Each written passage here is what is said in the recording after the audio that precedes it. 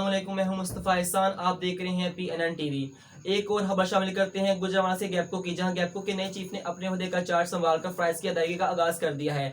एक बार फिर आपको अपडेट करते हैं, गैपको के नए चीफ ने अपने ओहदे का चार्ज संभाल लिया है और अपने पेशावराना फ्राइज का आगाज कर दिया है। इस हवाले से तफसील जानते हैं अपने नुमाइंदे आबिद मुगल से। जी आबिद, अपडेट कीजिएगा।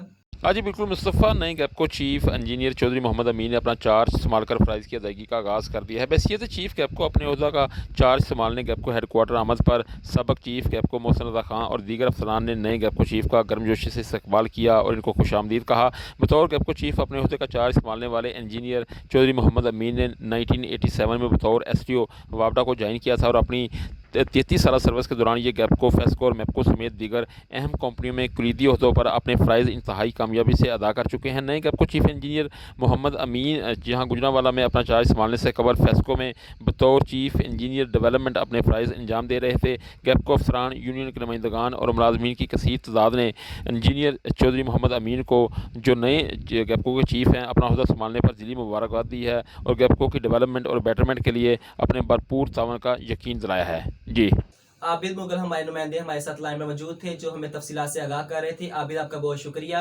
अब तक के लिए इतना ही। मजीद खबरों की तफसीलात जानने के लिए हमारी वेबसाइट विजिट कीजिए PNNTV.online और रहिए हर खबर से बाखबर।